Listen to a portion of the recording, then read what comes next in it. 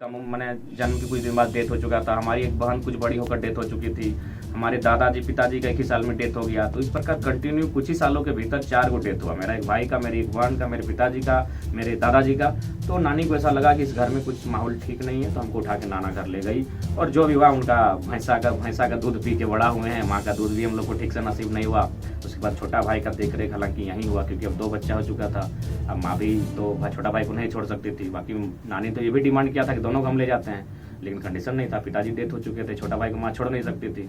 तो माँ छोटा भाई को लेकर यहाँ रही और मेरी वापसी यहाँ 16 साल बाद हुई। उसके बाद मेरा 16 साल का जो जीवन बीता है वो नानी के साथ बीता है, नाना जी के साथ बीता है, यानी उनका नाना घर में बीता है। 16 साल बाद जब बड़े हुए, जब मैं स्कूल जाने की 9वीं 10वीं जाने योग्य हुआ, तभी मेरी बाकी प्राथमिक और शिक्षा मेरी नाना घर से ही हुई है। यहाँ से हम 9वीं 10वीं किए हैं, इंटर किए हैं और बाकी की तमाम शिक्षाएँ हम यहाँ से किए हैं। तब तो रहा है, ज़िंदगी बहुत टफ रहा है, अभी भी टफ ही है, ऐसा बात नहीं है। लेकिन क्या करें, मानव जीवन है, हालातों से समझौता नहीं कर सकते, हालातों को, चुनौती को स्वीकार करके आगे बढ़ना पड़ता है। अब तो राज्य के कोने कोने में आपके भी परिवार है। हाँ, ये बात सच्चाई है, अब परिवार है। N4 News Bharat